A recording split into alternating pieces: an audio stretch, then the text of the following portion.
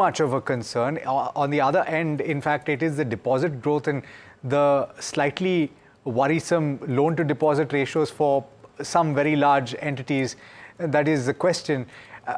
And they have not participated in the up move so far, even if we're talking about above 20,000 levels for the Nifty 50, right? So how would you approach the banking space, and would you be a buyer in any of these banks with the outlook of the next year plus? I think the whole banking, the lending space, let's call it the lending space, which will include large banks, large NBFCs, small NBFCs, mortgage companies. I think there is a secular change there, and that is driven by the fact that the large banks, that because of their large branch networks, were able to get low deposit funds. The CASA was high for them and very cheap.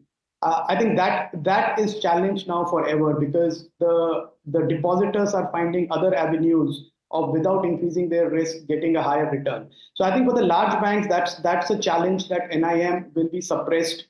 And at the same time, the growth in the loan book is the highest in the unsecured part, which is very high cost lending, and that is where the large banks are very, and probably correctly, are hesitant to lend.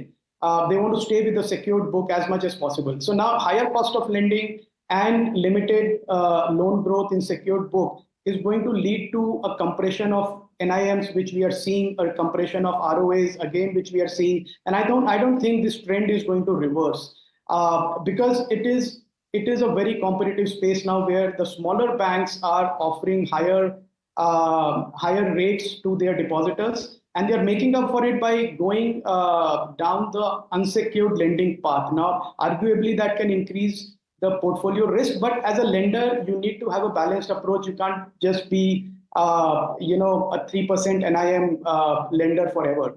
So I think the whole playing field has changed. It is right now tilted in favor of smaller banks, fintechs, NBFCs who are willing to do that extra mile for their customers, both borrowers and lenders.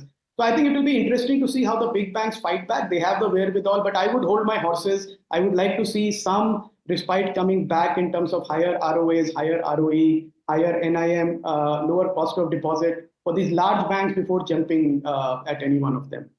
NSE.